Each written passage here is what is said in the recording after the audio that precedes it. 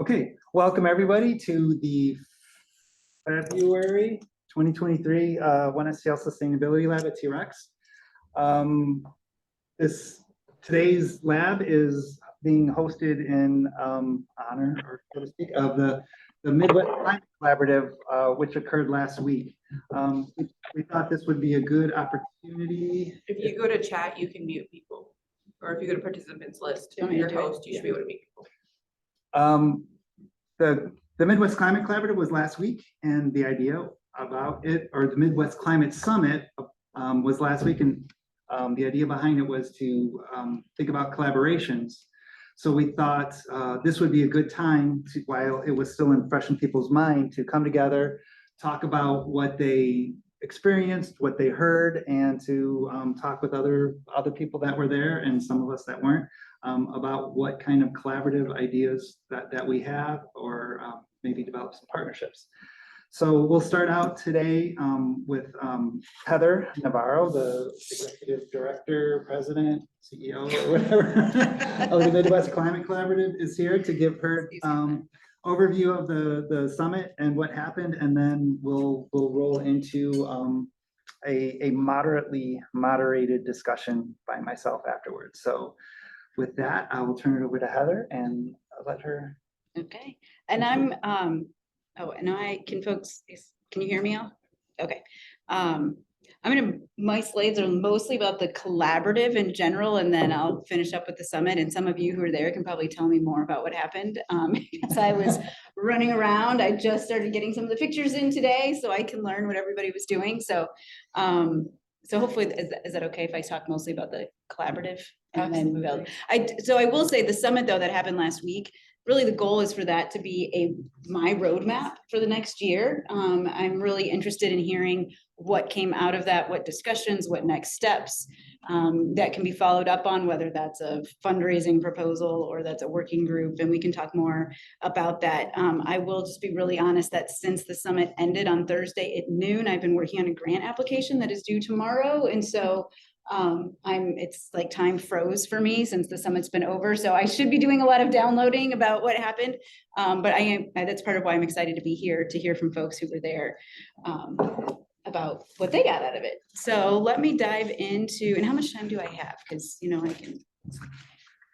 2 minutes. No. Great. How much time do you want? Well, I mean, I'm a former politician, so I can just talk forever on any given slide. So let's say 10 minutes, and, okay. then you'll run to 12 to 15. Okay, got it. So the collaborative launched last year in January, and it followed up on what was the Midwest Climate Summit, which was virtual. This was the first year we did it in person. So before this, it was a series of online programming, and it was bringing together folks from across sectors in our 12-state region. So talking to researchers, educators, practitioners, local government leaders, folks from private industry, nonprofits, all coming together around that stat that I just had up there on the screen, which is, if our 12 states were a country, we'd be the fifth largest greenhouse gas emitter on the planet. But we're not necessarily thinking of as a region around some of these climate issues. My guess is that there was not a workshop at COP. What are we going to do about emissions in the Midwestern part of the United States? But there probably should have been. And so that's why these folks started coming together to say, hey, you know, where are the gaps? Where are the opportunities? Where's the overlap? And at the end of that programming, so in about 2020, middle of 2021, the steering committee said, you know, it'd be really great to keep this going. There's not really another venue that is bringing folks together across sectors in this way, and with this focus on these 12 states. There are a lot of other really great networks out there, whether it's networks for higher ed, trade associations, networks for nonprofits, local government, sustainability directors, but stitching all of those together in one place was the new idea, and is what launched the Midwest Collaborative, Climate Collaborative last January.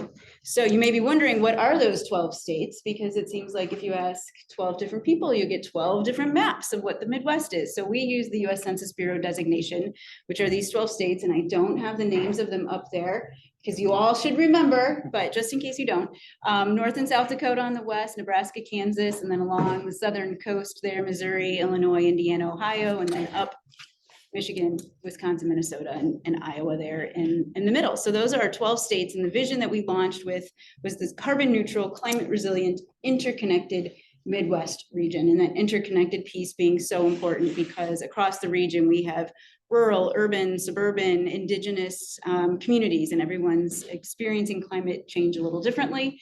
And there's just different types of knowledge and expertise to be tapping into. So really to design and implement equitable and effective solutions, that interconnected piece is so important. These are our founding members. So these are the folks who joined, I believe, as of like July 1 last year. And look, Emily, I've got your new logo on there. See that? Good. But I did pull up, we're up to 60, maybe 60 or 61 members. So this is the first 30 here. And I wish I remembered the breakdown. It's about a dozen local governments. And it's probably maybe 16, 17 higher ed institutions. And then the rest are mostly nonprofits. And then we have a couple of industry/business members. And those nonprofits also include institutions like the St. Louis Zoo, Botanical Gardens. And then the universities are a range of, your big schools, University of Michigan, IU, Ohio State, and then also like Principia over in Illinois, as well as Northland College up in Wisconsin. Okay. Yeah, come on in. And again, this focus on the Midwest. So climate impacts, none of these are new to you all, how we're experiencing climate in the Midwest. So looking at especially heat stress, flooding, extreme weather, things that one in St. Louis could experience in 1 week in the month of July, for example.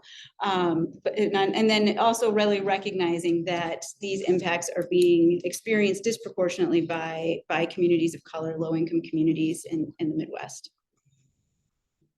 And then also looking at, where are the opportunities for collaboration? So this is what, I've been hearing from our members since we started. And again, these are the typical topics that you would expect from folks in the Midwest: agriculture, transportation, manufacturing, buildings and homes, power generation, and then also on the adaptation, the resilience side, looking at nature-based solutions and affordable housing, healthy food supply, and really centering equity and justice at the center of all of this. So that as we're looking at making our buildings more energy efficient, we're talking about affordable housing.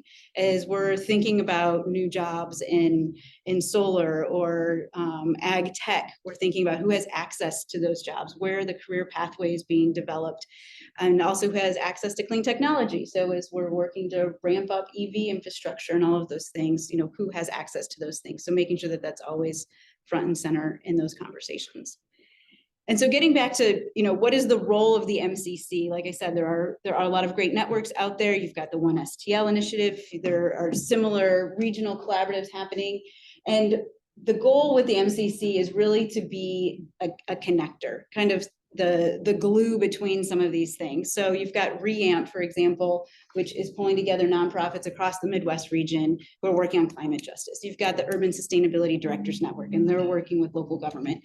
And then you've got ASHE and all these other groups for higher ed. And how do you bring those together so that we're leveraging what they all bring to the table for collective action in our region? And so that's where we see ourselves stepping in, is how can we be that capacity builder, that connector, and then also really amplifying what is working in the region. And that's one thing that when I was in local government, just would have a hard time, working on solar readiness legislation and getting a whole bunch of examples about what worked in Austin and, Miami, or God forbid, Southern California, like those are things that, political leaders in the Midwest aren't really interested in. Plus we have 4 seasons. And so it's much more interesting to me what's happening in Indianapolis or Cleveland than some of those places on the coast. So that's the other things we want to be able to make it easier to find those things. And there are a lot of reasons why it can be hard to find those things in the Midwest. Sometimes, you do something really great on the local level and you got to be a little hush hush about it so that you can keep doing it before you get, preempted or your funding taken away. And so this network is a way for folks to be able to work together within our region and find those resources. So these are 6 projects, and hopefully I'm doing okay on time. This is really, I think, my last slide. So we, out of the gate last year, we we launched with these 6 projects in mind. These were ideas that emerged from the previous climate summit. You know, how could we build capacity and generate resources that were going to support the work and the efforts already on the ground? And so one of these is the Midwest Climate Research Agenda, which is bridging that gap between research and practice. And this is a great way for us to be leveraging those academic partners so that when they're going up for grants, they already have a list of questions in front of them. These are the key questions that need to be answered in our region to move forward on climate work.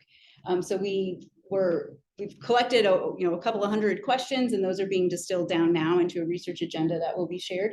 The Educator Community of Practice is bringing together K-12 higher ed and informal educators across the region, building up resources, thinking about those career pathways. And then the Student Sustainability Conference is for undergraduate students. They'll be putting that on in April, I believe. Climate Ambassadors is a program that we have been working on with AAAS, the American Association for the Advancement of Science. And this is all about getting science information into the hands of decision makers. And so there was a pilot in Jefferson City. It was one of 3 places around the country and that one in Jeff City was with Most Policy Initiative. And they produced these science notes upon request for state legislators on science topics. And so just like a legislator would be in a hearing and say, I'd like a fiscal note, they can ask for a science note. And they're produced, in that case, they're produced by grad students, postdoc faculty at the University of Missouri. So we're really interested in thinking about other audiences. It could be chambers of commerce, it could be county commissioners.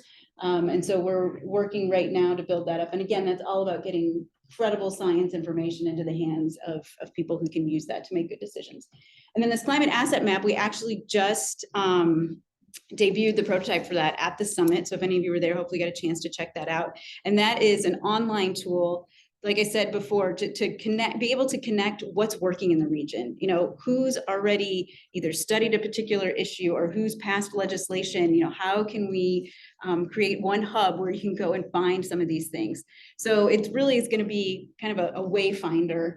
We're still deciding what we're going to call it, whether it's like a card catalog, a wayfinder, an atlas, and some of the resources on there, things like the University of Michigan has a data set for all of the solar ordinances by county in the state of Michigan. Nobody else needs to have an intern spend 20 hours scouring through online databases. Like, it's there. Iowa has a wind sighting guide for county commissioners. So, you know, obviously you want to do it a little differently if you're not in Iowa, but it's great to know, like, somebody's already put this together in a way that can be easily communicated to county commissioners. What do you need to know before you site a wind farm? There are reports being generated in the Midwest all the time. And so it's a way for us to avoid reinventing the wheel, because so many of us have limited resources and we're trying to do similar things. And so that asset map, or whatever we decide to call it, is an online tool for folks to be able to find that and post. You know, if you release a report, you know, that you want to make available, you can get it out there to folks who are going to need it. It's kind of a curated Google search for the Midwest. And then the last one is tracking climate commitments, which is a giant messy spreadsheet right now of climate commitments. It's at the city, state level, institutions, academic institutions, corporations, and one to be able to tell a compelling story about what's going on in the Midwest. Because there is there's a lot of great action happening in the Midwest. There's a lot of really bold commitments. The city of Des Moines, Iowa was the first in the world to commit to 24/7 renewables, a year before Paris and London, who get all the credit.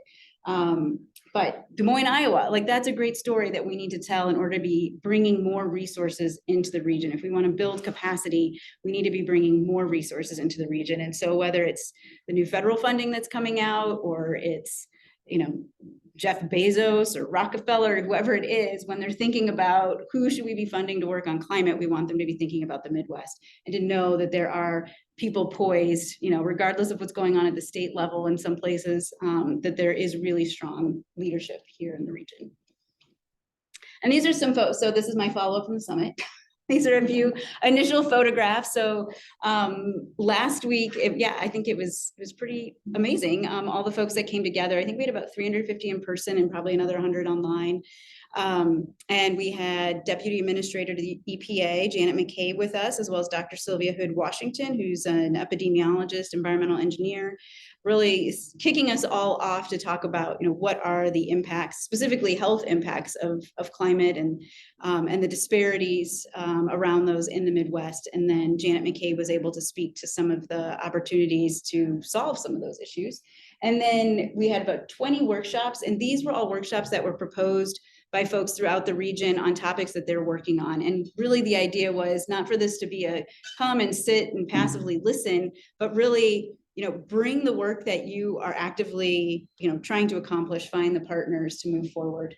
And so, yeah, we did that. And then we had all these great mobile workshops, right when the tornado watch went into effect, is right when we were loading up the buses. So that was a lot of fun. But yeah, I think it was, again, I still haven't had a chance to debrief, but I think we're really happy with it. And what I'm really interested now is collecting all the notes. We did have student note takers in almost all of the sessions, and people really use the app to share articles and resources. And so we're collecting all of that up. So we'll put that back out as a report. And then, like I said, the goal is for this to really be a roadmap for, how do we move forward next? Federal funding was a big conversation. What do we need to do some of that matchmaking? Our, working groups, there was a lot of discussion around ag tech and conservation careers. Who do we need to be convening to see those things move forward? So, yeah, is that okay? Yeah. I don't know if I should leave that up there, but I would, yeah. So I'm curious, yeah, folks who were there, yeah, so just interested to hear your thoughts I think I'll or answer questions. I'll exercise moderator's privilege and go first, if that's okay. I wasn't able to attend the whole conference because I had work conflicts, but I was on one of the planning committees, and that's where I got most of the benefit from the conference. So, and our little planning committee organized a couple sessions to talk about local government interactions. So one of the things we talked about during our committee, which I don't know if they brought up during the session because I could make it, we talked about ICLEI hubs and the ways that universities can become members of ICLEI and do greenhouse gas inventories for local municipalities. And it's also, I work for the St. Louis Council of Governments. There's also a license where we can get a license and do a regional inventory and possibly do some city inventories, but we don't have the capacity staff-wise to do that. So there's a huge opportunity for universities to become ICLEI hubs, understand that software and assist cities doing greenhouse gas inventories, and then also use that software to run scenarios and do your climate action plans. I love that. So that is one thing, that's one thing that we did banter about a little bit with in our subcommittee. Going out of that committee and like doing some research and having discussions with WashU and SIUE is ICLEI is hard to figure out. Their licenses are negotiable, so to speak. And what you get with your license isn't really clear, especially if you want to be a hub, like how you can interact with the city and who from the city can have access to the data and who at universities can have. So there's still a lot of questions to answer, but it is a really big opportunity for collaborations between universities and cities. So that's one of my takeaways. And we did record all the sessions. So that's what I'm doing next week. Since I didn't get to sit in on them, I'm gonna watch them all in my PJs with popcorn. So I will let you know if it came up. And we'll make those available too to folks, so people can go back and watch them. Well, and it'll definitely, I don't know about the Midwest region, but it's definitely a conversation that Anna and I are making sure is happening locally. So there'll be more. We're talking to Phil and Ray Earhart at WashU, and we're talking to someone at SIUE, but there's a limit to how many greenhouse gas inventories you can do. So every university in the region could be involved and be a hub and do inventories for a handful of cities, because it'll have to happen every couple of years. Yeah. So Well, and isn't the president of ICLEI the mayor of Des Moines right now? I believe so. Yeah, so we've got a nice Midwestern connection. I was at that workshop and I don't believe that came up specifically, but what did come up was having students help build capacity at local governments. Because there's a lot of money coming in and not a lot of staff to be able to work with it. So they were working with students to help out in that way, was my understanding. Not sure about that. Just implementing the grants once they get them. Is that kind of like an internship program? Because it seems like in order to have students, for it to be meaningful on all sides, having some sort of faculty or staff supervision really helps out. I mean, because I think that's one thing with the collaborative that I'm really excited about is the capacity generator. I mean, I've been on the nonprofit side, I've been on the city side, and it's like, oh, it's great, there are all these resources at the university down the street. But who has the capacity to engage with all of those or know who you're supposed to talk to or take it, you know, it's like, oh, we can throw some students at you. But if you don't have the time to oversee the students and provide the direction that they need, you know, it's not as meaningful. So to me, it seems like, yeah, what do we need on the academic side to really maximize, I guess, that student participation? And also, that anything that's gonna happen with the city can't happen in a semester. So, so there needs to be the faculty or staff there to maintain that cross semester connection. So yeah, it's absolutely necessary. to have Yeah. Faculty and staff and Yeah. students involved. I attended that session, and I thought it was really good. The one thing, one of the things I heard out of that session from multiple people was, and I've said this before, does every municipality in St. Louis County need a greenhouse gas inventory? Is that a good use of our time? Or is there, let's get right down to the brass tacks and, save the planet, like, instead of, and we know what the emissions are, that hasn't changed in 20 years or however many years, that's not changing. The sources are all the same. So how do we move to the next level of action? And that's where the regional inventory, I think, can be pretty powerful. How do we give people permission to not do that, maybe? I don't know. Or at least focus on the municipal operations. Right. Which is a much focused activity. Right. And they can turn that around into savings really quick. Yep. And Yeah. not have to worry about the community part, because then that would be covered. Because the regional inventory is only the community part, it's not Right. the government operations. Is that the one that won us too? What does that mean? It doesn't include the government operations? And when a city does a greenhouse gas inventory, they separate the emissions by what's generated in the community and what's generated by specific government operations, your fleet, your vehicles, and some cities have their power grid, but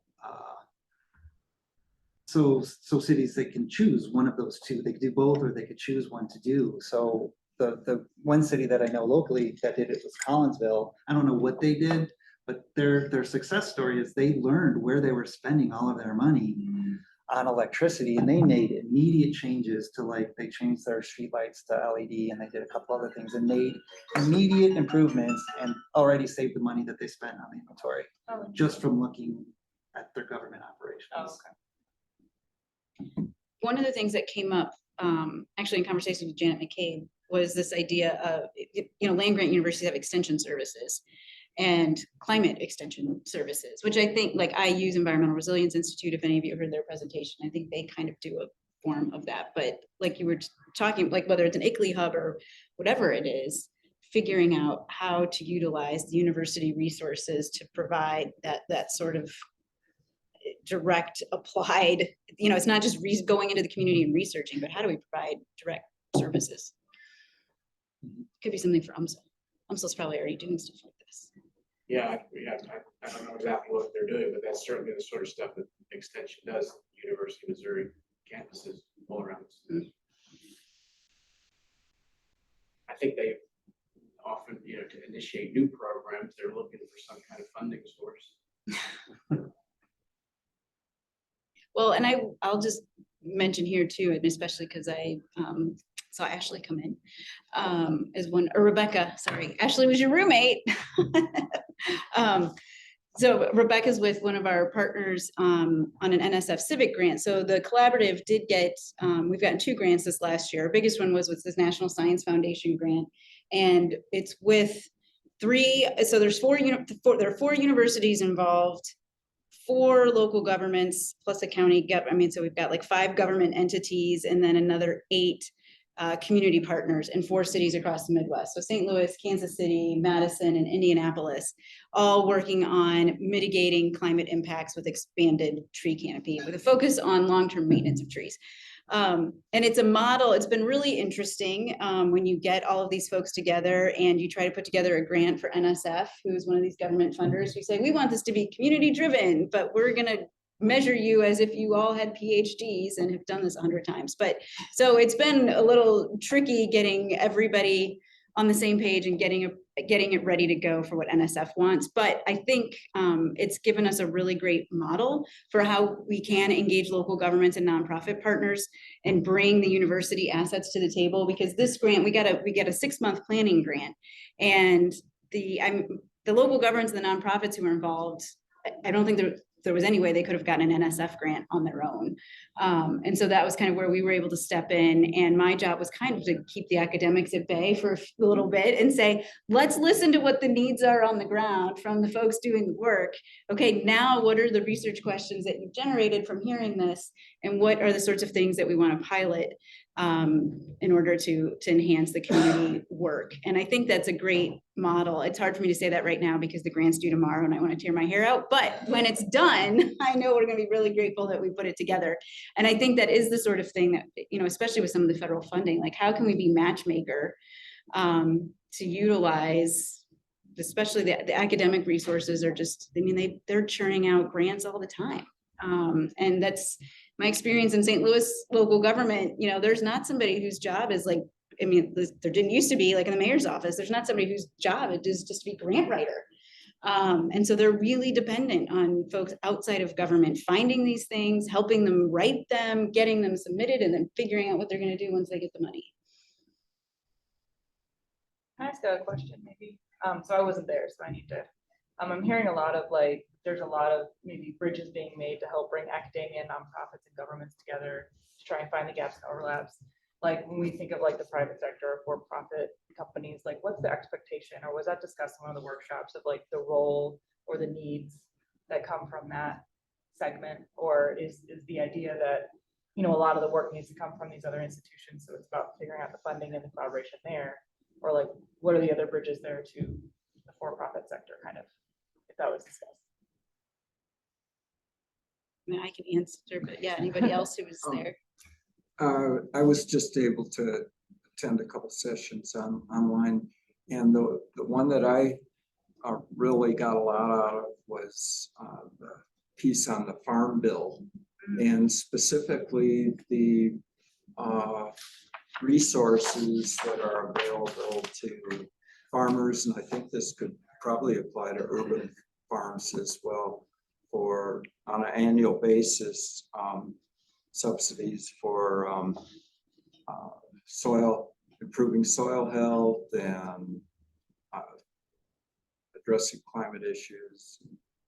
I don't remember all the details of it, but that was very valuable. And I think on the smaller scale, it's really great to know that there are some resources that are available on an annual basis, so that you don't have to be writing grants all the time. Yeah.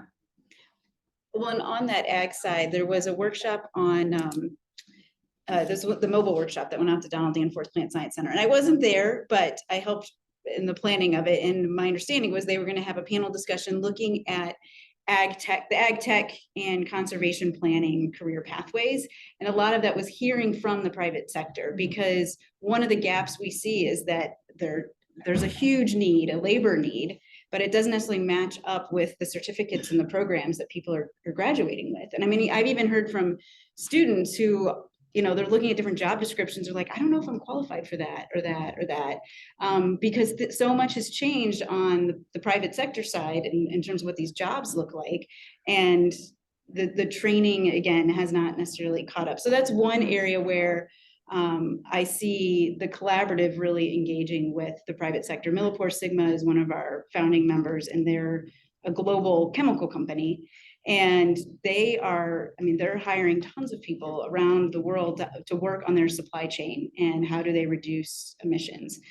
So we're really interested in hearing from them, what is it that they need? That's one connection between the academic sector and private industry. And there was definitely another workshop on 24/7 renewable, the utility sector specifically. How do you get utilities and your large energy consumers and your local governments all on board together to really make a 24/7 renewable commitment successful? And from the government perspective, it's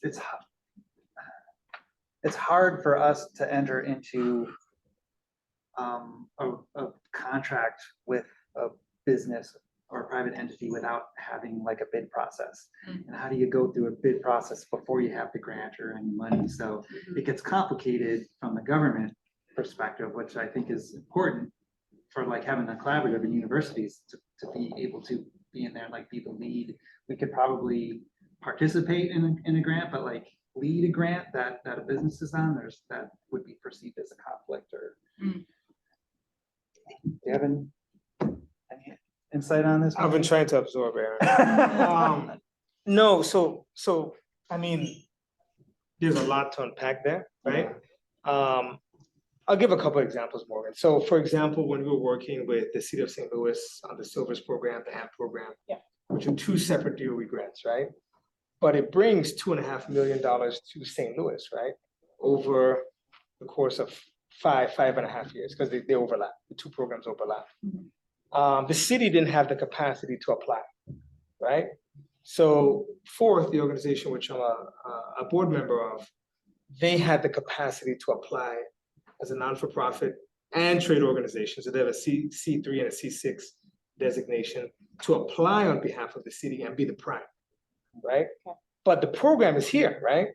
And so I'm here, so that helps in many ways versus another jurisdiction. So that's an example of, government, private, because Don Brown Chevrolet provided the vehicles, local contractors installed the equipment, Ameren facilitated upgrades that were necessary in North City and South City.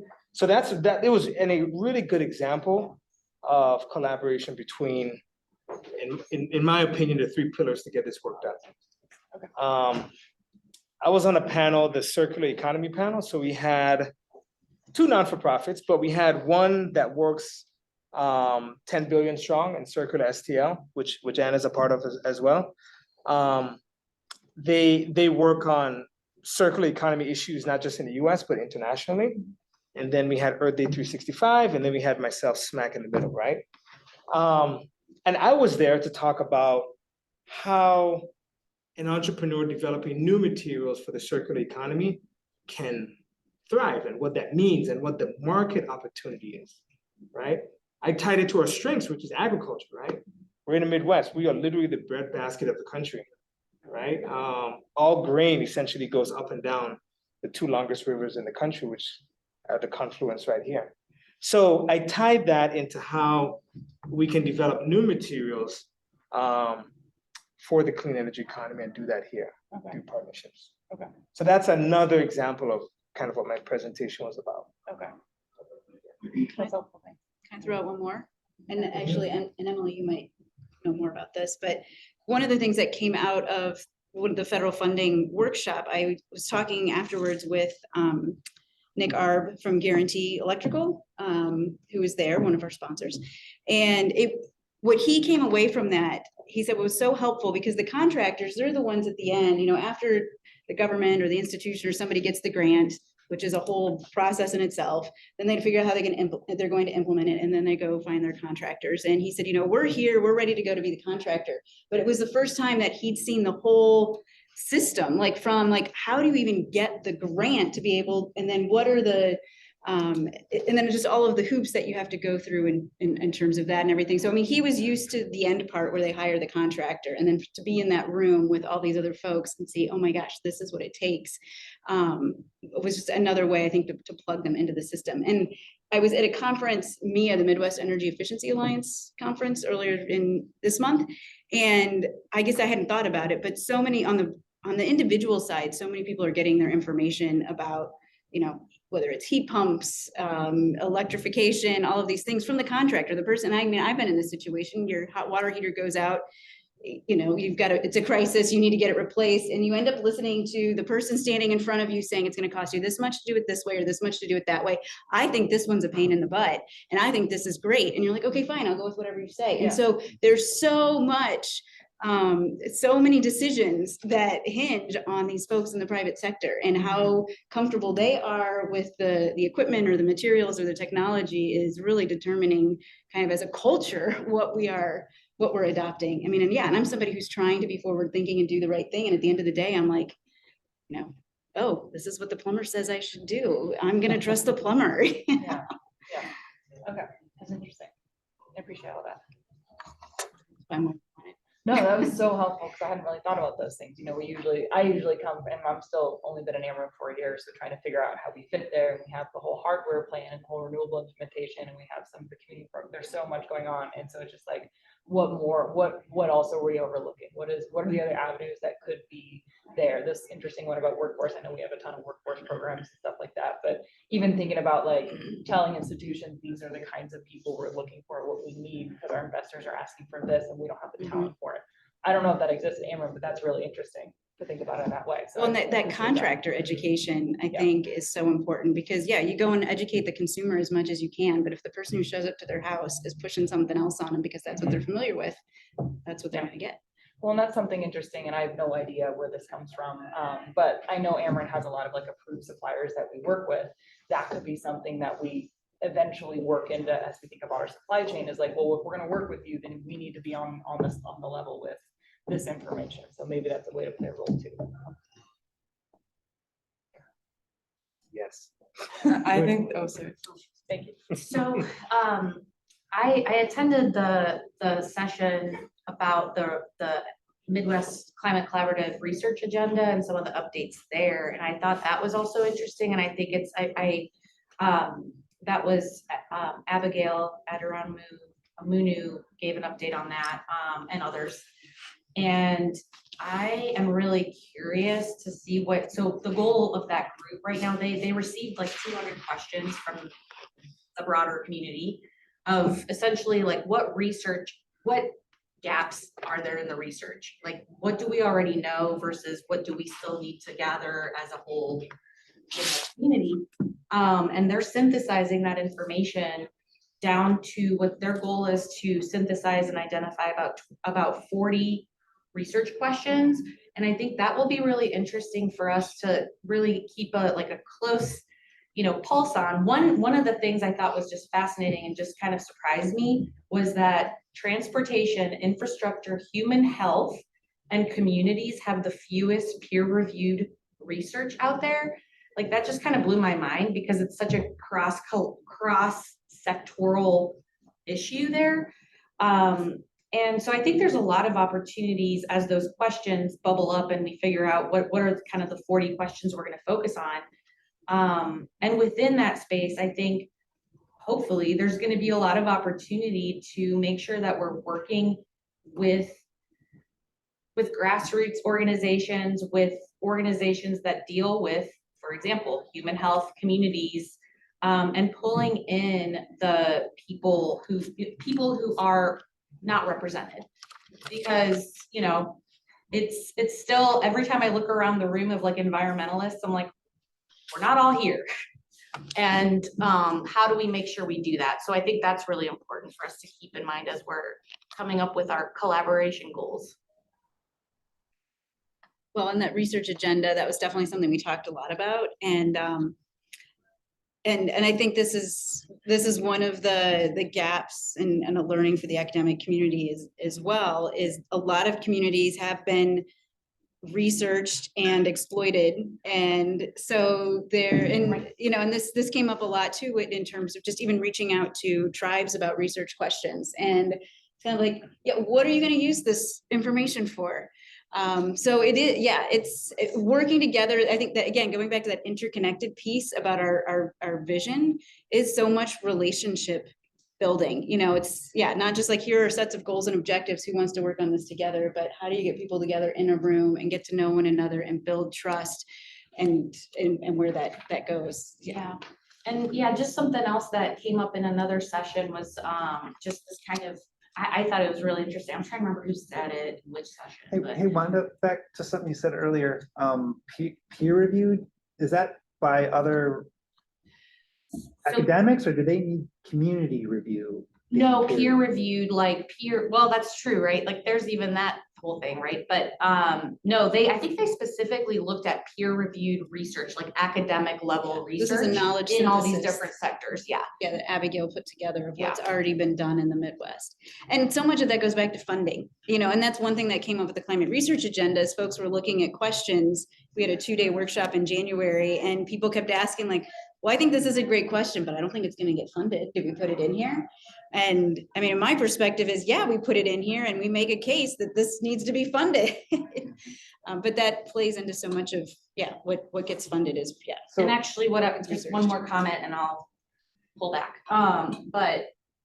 So it actually came up in the same session, but there was an example of compensating community members for their time. I was like, oh my gosh, like what? Of course, like, right? Like we ask people to do stuff for free all the time. And I think especially when we're engaging communities that are disadvantaged, like that should be something we talk about and something that we prioritize as well. Because if they're gonna help us, like we can't just come in a community. I think it's just kind of thinking, how do we make sure that the research we're doing also benefits them, but also how can we engage in an equitable way that sort of like, you know, brings everybody along and isn't exclusive. Yeah, the co-creation. Right. I was asking about that peer review because like transportation, of course, I'm gonna be interested in that. We have a research department. I mean, at East West Gateway, it's like there's people doing transportation research. Does that it get could be- published in academic journals? Or does it get, or is it reported like in something that gets published by East West Gateway? I'm It's just usually- curious. It's I don't usually know. published by East West Gateway. Yeah, or- so or that's their probably not research. showing up in her knowledge synthesis. Well, no, then. I'm just wondering if we can Yeah, do how do something we tap about into that? having community. The climate asset Yeah, map. community, no, not about our research. How do we get community, community review in addition to peer review? Yeah. Into the yeah. knowledge synthesis, you mean? Yeah. Or, Well, just, Yeah. you said that there's been a lack of peer review for transportation and a couple others. so oh, that okay. Just, the Yeah. question just popped up in my mind, like, so the people in the community, we only get to see it after it's already done, you know, or should we be more into the process? Engage more in the process? Depends what audience you're writing for. Yeah. Yeah. Nobody wants to read my academic I paper. was gonna say, I don't think the community one is waiting for the academic journal to come out. Yeah. Right. No, but if it's a paper about a community, Yeah. and it's supposed to be trying to find and make Yeah. the agenda for this, so. So one of the things like with this NSF Civic grant, if we get it, it's a 12-month grant, and while the research is going on, we are also having an urban forestry community of practice happen at the same time. So that while the research is going on, there's a venue where the practitioners are gathering and checking in and hearing like, okay, what are you learning? How are you doing this? And then also, what are we hearing from the residents? And how are we being responsive to what's going on there? So to your point, it's not like, okay, this all gets done, then it gets peer reviewed and it's published, and then we go back to the community, but how are they engaged throughout? Did you have a question, Lance? More of a statement, but yeah, I guess. That's more of a statement. We have an immense challenge in terms of how we create new industries in the Midwest, right? The reason I'm saying that is because when you look at, a number of people have told me for at least almost a year now, why don't you go someplace else? Why don't you go to Austin? Or why don't you go to Atlanta? Or why don't you go here? And I either have family or friends in those places, so it's not like it's a far stretch, right? Midwest is best. That's what you tell them, right? I'm getting there, I'm getting there, right? But I know for a fact that my company, we can do this work and other companies as well that are to come, right? And so we need to make sure that we can, like, as what Emily said, right? We need to just do the damn work, right? And so that's one of the things I find really challenging. So one of the things I do now a lot is reach out to those that do a lot of regional coordination, right? Because I want to make sure whatever I am working on or a partner is working on or we're working on together, that it's regionally coordinated. Because one thing people don't like is when you don't seem to have your house in order, right? But the thing is, the opportunity is not just in the regional coordination, but it's in the regional attention to what we don't have to wait for to come down from, say, the federal government or the coast, or even other industries or other startup communities, right? I was talking with a senior colleague at Ameren, Illinois some time ago. And he was talking to me, he went to, gosh, I probably shouldn't say that, but he went to a very good engineering school. And he told me, if you looked at that engineering school 20 years ago when he went there, it's nothing like what it is today, right? And it's not just about the institution, right? So it's not just about WashU or SLU or SIUE or Illinois Champaign. It's about the ecosystem that they've built. So 20 years after he graduated, every startup company, 1 out of 4 startup companies in the US wants to go to that area. It's expensive. It's hard to live there. There's a really low success rate, but they go there because they have a better chance there because of the ecosystem. And that's one of the challenges that we need to meet to be able to accomplish the work, whether it's at the Midwest Climate Collaborative or East-West Gateway, that's our MPO, or Ameren, that's our service provider. These are the kind of things we need to pay attention to. I think we're not doing a good job yet of paying attention to those things that are going to take 2 decades to form. But you can do work now within those 2 decades to get there. So I just wanted to put that out there because I spent a lot of time working on that, because I mean, if you're smart, you look at what other people have done in other areas and what's made them successful. So just wanted to mention that. So yeah. Okay, the floor is open. Does anybody have any comments? So, Yeah, please. I was able to participate in the summit virtually and really did appreciate the wide array of topics that I felt covered a gamut of things around climate change. So that is an area of focus for my role at Ameren, but appreciated a lot of the energy equity ties to climate, because that is an area of focus for Ameren now. Always has been, but it's continuing to increase. But the session where they talked about the collaborations and the communications around climate change, that was one that stuck out to me, because you had a different variety of speakers that gave their stance on careful communications and ways to communicate to really tie into energy equity and really reaching the audiences that you're targeting. And so I think that's an important piece to getting the work done, as you kind of alluded to, hearing the concerns, hearing how it impacts families, hearing the overall big picture, so to speak. And so that was one of my takeaways. I also was in the session, the 24/7 renewable session. I thought that was a good one, just to hear some of the examples and things that are already going on around 24/7 clean energy. And so got a lot of different takeaways from that, but really just was impressed and enjoyed the actual summit because of the different topics that you had. And I was actually trying to toggle between so many of them because they were all very good, but. Well, you can join me in PJs with popcorn next Okay, time if you want to sure. watch all of the rest of them. But really thought it was good, and just to hear the different collaborations that are going on within the region. I'm not from St. Louis. I'm actually from the South Carolina, but really just to see some of the things that are going on in St. Louis and in our region in Missouri, it was good for me to get more insight on that. one of the things that I was really excited about was the session that Bob Burkewell did on an urban ecosystem standard or a climate action marketplace.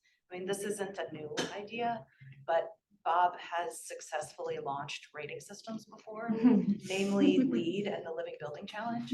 So I think he's someone to watch. He's really good at throwing out things that are kind of like half-baked. And by that, I mean not crazy, but just like not finished, right?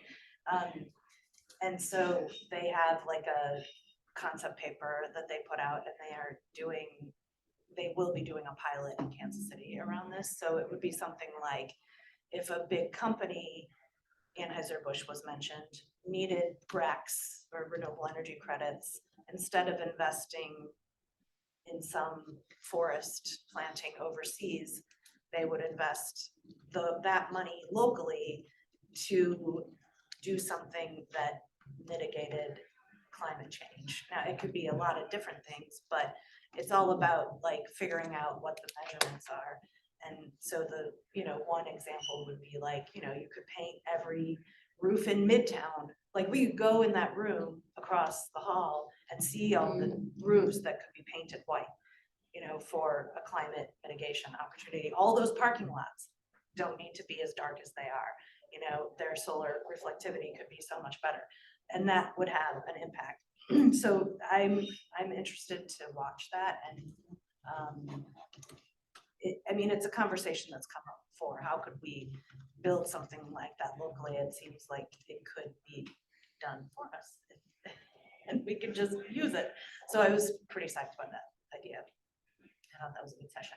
The thing that frustrated me the most about the conference, the sessions were all fantastic, was just seeing how far ahead some other regions are in terms of their collaboration. Like that presenter from Cincinnati, that green umbrella.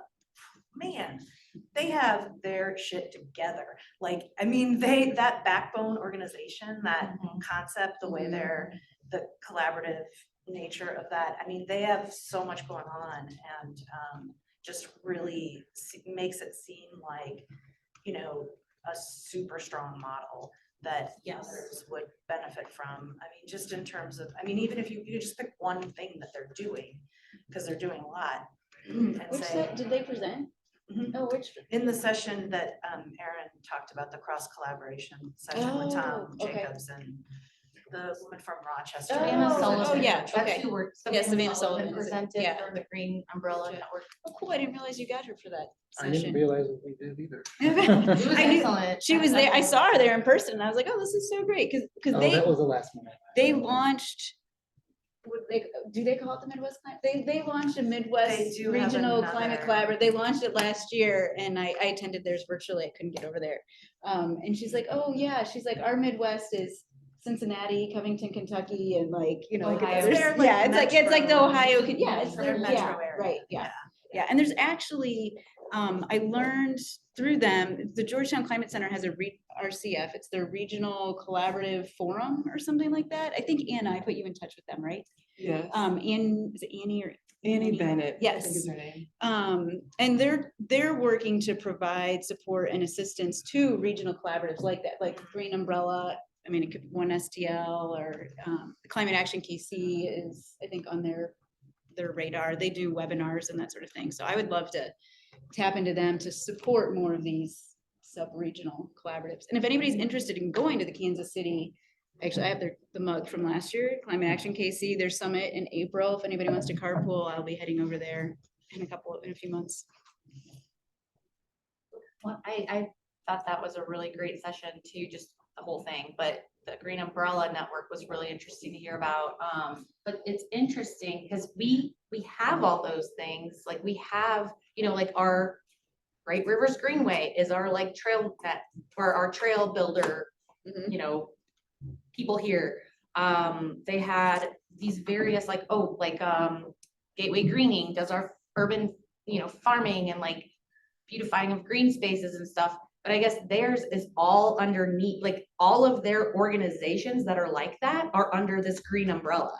And it's for these 3 states, which is just really interesting. And how, you know, I think it's like a very fundamental difference in how our, because they're all separate organizations, like how do we get them, are they all collaborating as well as they could? I don't know, maybe they are, but even the ones that we have here in our region that do like Illinois and Missouri.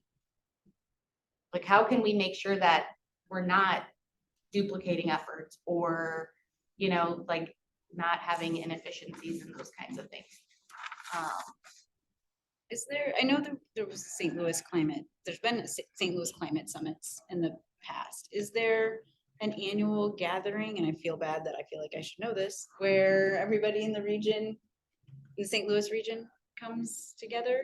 No, everybody's invited to a monthly event called the Sustainability Lab at Rex, but. There's an urban biodiversity symposium next month.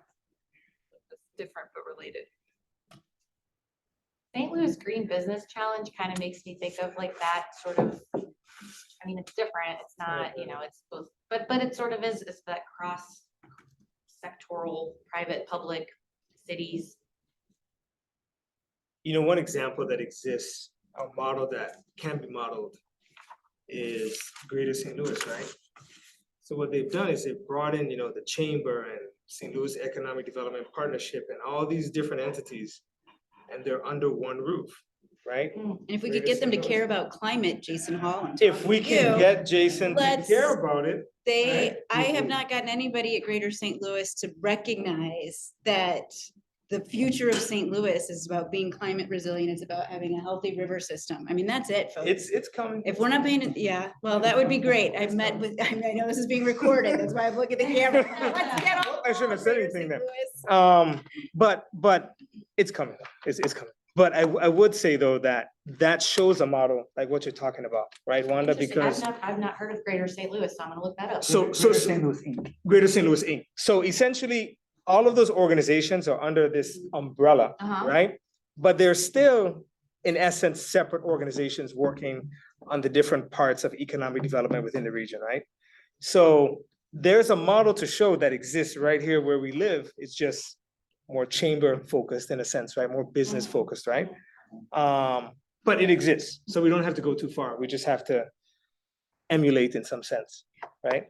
Well, and it does seem like the backbone organization of it is so important. I mean, I've seen this in so many other places, and I was part of the Mississippi River Collaborative, and I think they did it really, you had all these different nonprofits who were all fundraising to keep the lights on and keep their staff employed, but they were all participating in this greater collaborative because at the time McKnight Foundation was funding it, and they paid for a staff person who was dedicated to convene those meetings, keep the notes, you know, make the travel arrangements for people to meet in person, you know, to do all of those things. Because otherwise, if you're asking all of these organizations to dedicate additional time outside of their 60-hour work week or whatever they're doing, it's not sustainable. And I know, I can't remember what the event was when I was at MCE and you all brought everybody together and we spent like a day on like watershed planning and local food systems.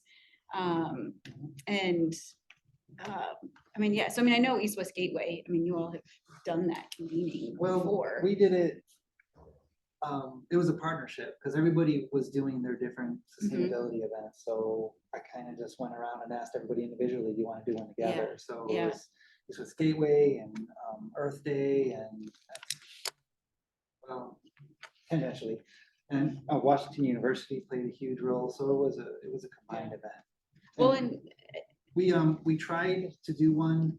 We started to organize another one in 2019, and then COVID hit, so Yeah. everything kind of went out the window. But it was moving in the direction where everybody was waiting for East West Gateway to do it, and it wasn't. It ended up not being a collaborative thing. And I think if we're going to do it, it's got to be collaborative because we also don't have, like we said, we don't have everybody at the table. And if it's a one STL thing, we're not going to get everybody we want to come to the table. So we got to have several organizations saying, yeah, let's do a summit together.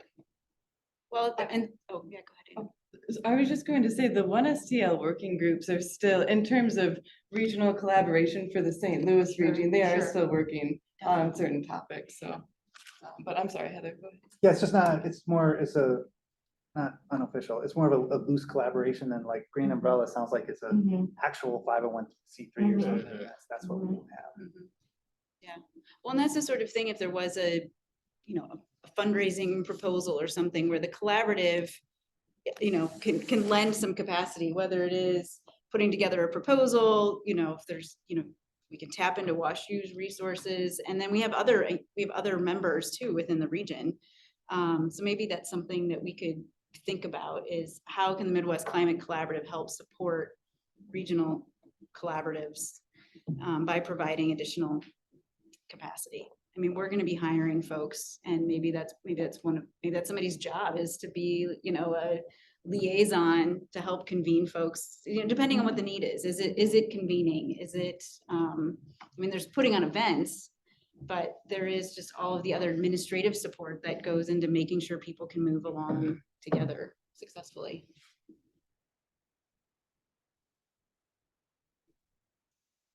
I saw Laura's note in the chat. She said Greater St. Louis Inc. did install the new LED lights downtown. Great job, Greater St. Louis Inc. It's like a no-brainer. I know, it's like. Jason Hall is resigning, so do we know? Oh, I didn't know that. He Yeah. is? As far as I know, he is, yeah. Well, if you know. Saw it on the news. If you know. I don't know him.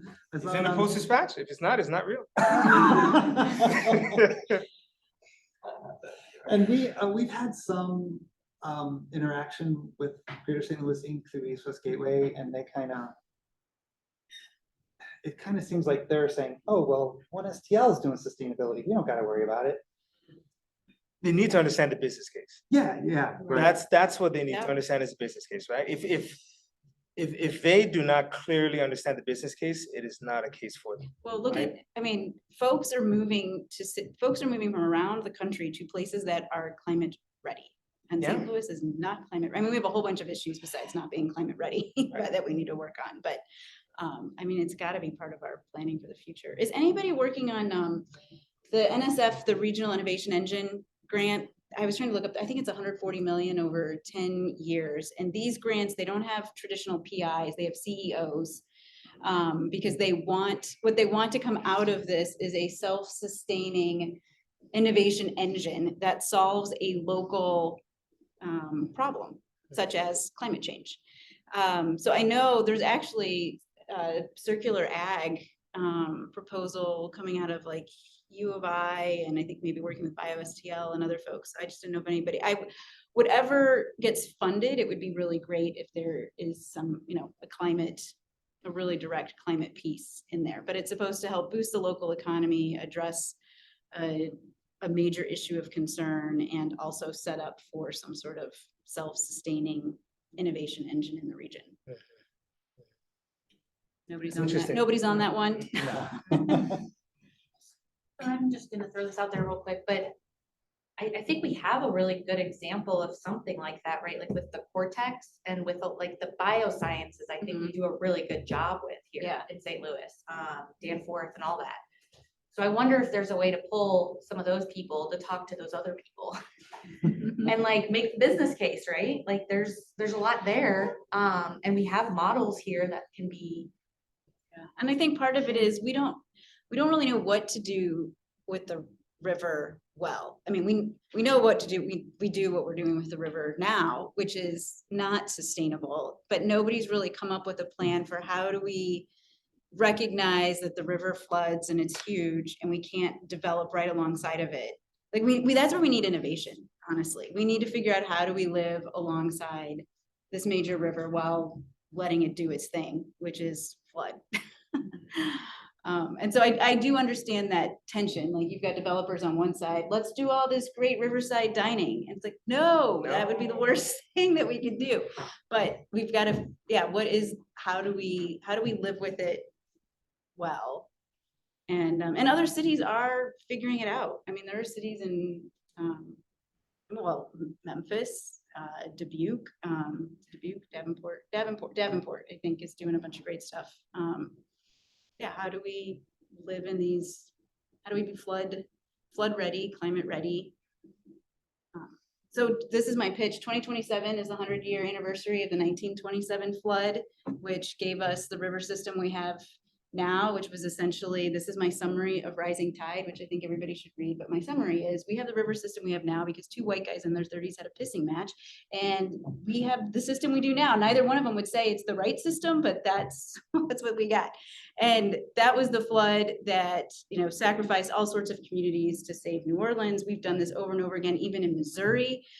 We are flooding communities to preserve, you know, private interests. So it's time for a new system. And I think 2027, actually, there was a mobile workshop. It was designing the 2028 anti-flood. I can't remember the whole title of it, but Anti-Flood Design Act. Is that Derek's? Yeah, that was workshop? Derek. Yeah, they went up to the confluence.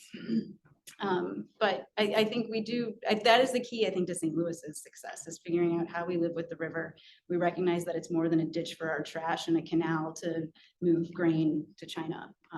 You know, how do we actually, and so if you have not done, my other pitch, if you have not done a Big Muddy Adventure, canoe trip, you should definitely do it. They're 12 miles, the barges come down, and you can take a canoe out to a sand island, big canoes, they don't tip, you know, and have your dinner under the moon, go swimming on the island, not in the river. And see St. Louis from a whole nother perspective. I think if everybody did that, you would, I think people's eyes would open up to what's possible in St. Louis. I just swim on an island. Blue holes in the island. Oh. Yeah. So the water percolates through the sand, and then there are these very cold, clean blue holes. Mosentine? Mosentine. Yeah. Supposed to do that years ago, but I didn't get to. Yeah, I think Davenport and Dubuque both had, I did a little road trip last fall and at both of those cities, and their relationship to the rivers feels very different. Like canoe trails and things like that, that it's a much more accessible.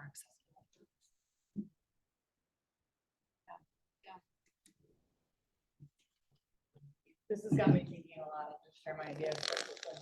Joyce coming in the chat there is talking about intrinsic motivations behind it all.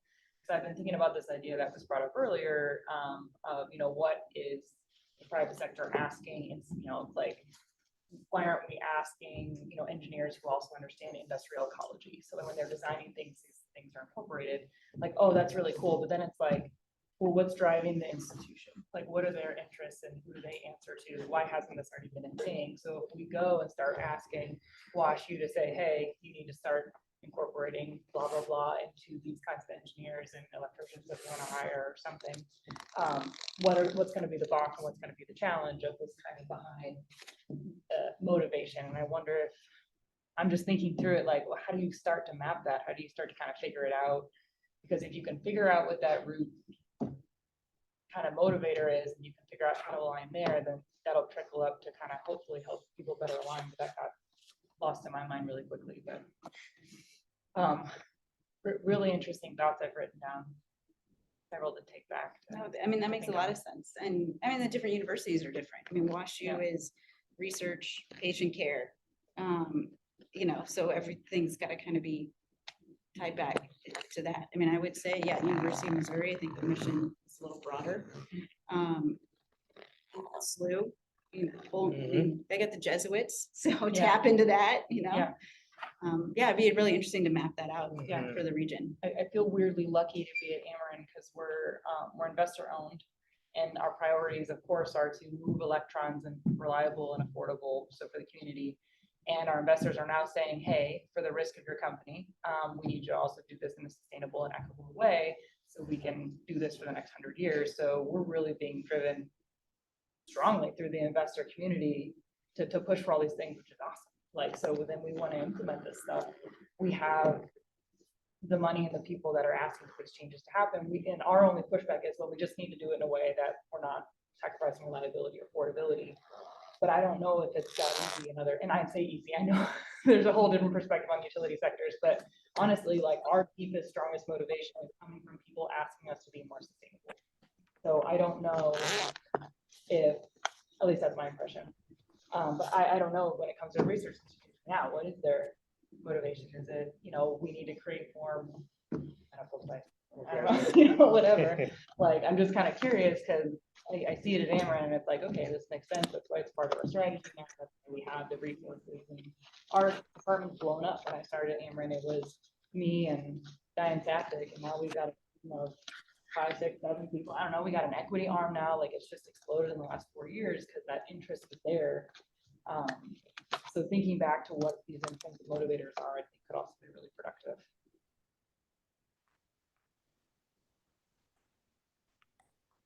More comments, questions from the floor? Okay, I'll end it with a question for Heather. So kind of like, what do you think your next steps are, or, you know, do you have any to-do list that you are waiting to do for as a follow-up to Summit? And then, I guess like what your ask is for us, just to join your email or to sign up for one of the committees that you showed, or? Yeah, well, so for next steps, I do want to, go through everything that was discussed at the summit. And I have like 3 interns actually who are gonna help debrief on all of that, pull everything together, everything that was shared in the app, what came out of those sessions. I'd like to go back to our members, because we just launched last year. So this first year really has been a lot of networking, who's in the region, who's doing what. And as Wanda said, it's still not a representative table. I mean, it's, you know, the folks who are aware of the collaborative and joined. And so we really want to look at who else is doing work in the region. How can we best support that? And now that we've got 60 some members, where do we want to focus this next year? Is it, I mean, because I've heard some folks saying, hey, we should be weighing in as an organization, you know, whether it's on commenting for, you know, the regional climate assessment, or, you know, whatever it might be, you know, EPA rules, or da da da da da da da. Do we want to be commenting on these things as an entity? Do we want to be speaking with one voice? Do we want to be doing more convenings, bringing you know, members of industry together and having these roundtable discussions? Do we really want to spend the next year focusing on how we do this matchmaking between local governments and federal funds, you know, filling that gap? Like, I would really like to narrow it down to 2 or 3 things that, at least for 2023, that we're really focused on.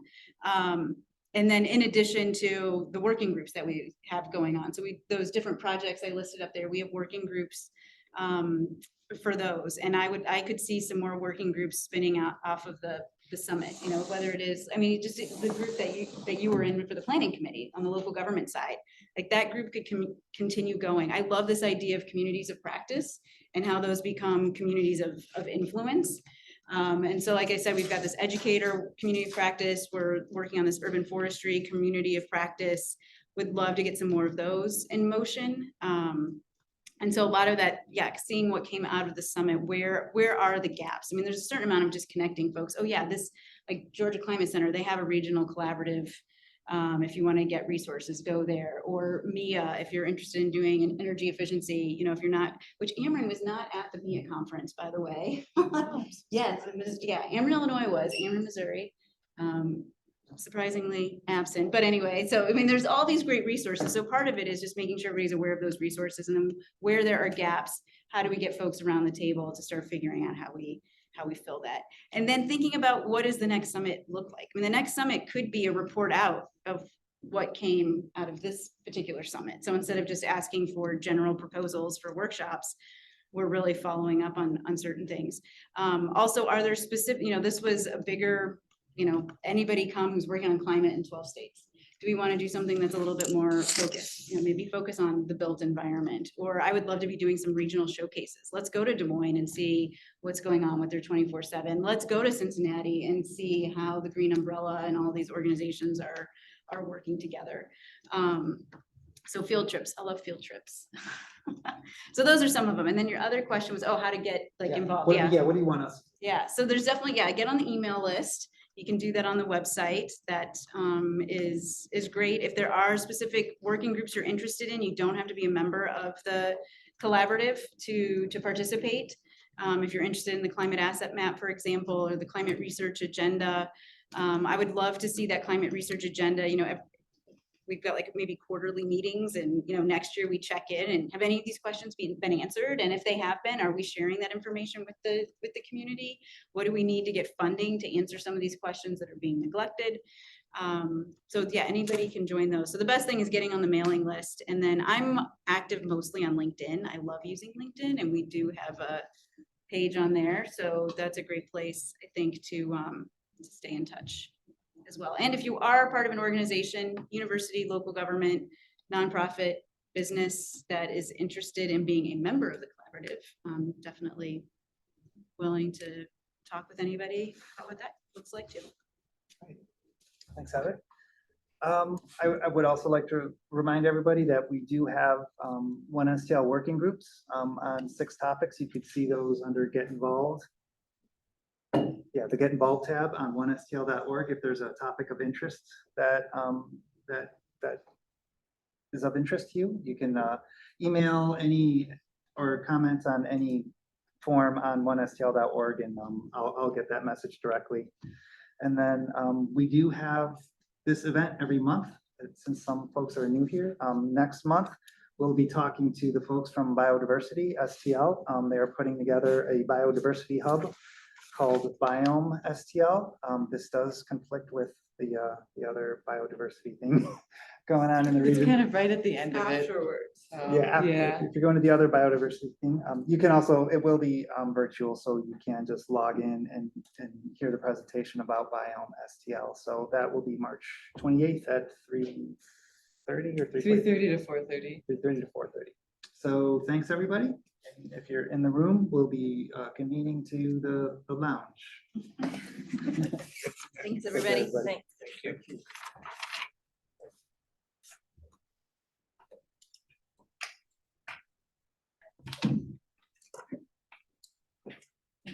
You end In the crossway? Okay. Yeah, I will text Patrick. You can end it. With 20 people from Amarillo.